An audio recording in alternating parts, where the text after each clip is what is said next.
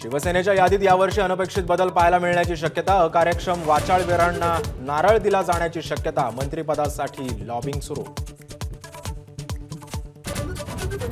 महायुतीमधल्या तीनही पक्षांच्या संभाव्य मंत्र्यांची यादी मंजुरीसाठी दिल्लीला। दुपारपर्यंत मान्यता मिळून संभाव्य मंत्र्यांना फोन जाण्याचीही शक्यता। भाजपच्या संभाव्य मंत्र्यांना मुख्यमंत्री देवेंद्र फडणवीस स्वतः फोन करून सांगणार। मुख्यमंत्र्यांचा फोन आल्यानंतरच होणार मंत्रिपदावर शिक्कामोर्तब। उद्या नागपूरमध्ये होणार मंत्रिमंडळाचा विस्तार। मंत्रिमंडळात भाजपचे 21, शिवसेनेचे 12 आणि राष्ट्रवादीचे 10 मंत्री घेणार शपथ। लोकसभेत संविधानावरील चर्चेत एकलव्याची कथा सांगत राहुल गांधींची मोदी अदानींवर चौफेर टीका। जात गणना करून आरक्षणावरील 50% मर्यादा तोडण्याचाही निर्धार। फडणवीसांनी एकनाथ शिंदे आणि केसरकरांना सरकारमधून दूर ठेवलं तरच हे स्वच्छ सरकार असल्याचं आम्ही मान्य करू। आदित्य ठाकरेंचा टोला। तर रस्ते भ्रष्टाचारावरूनही महायुती सरकारवर आरोप।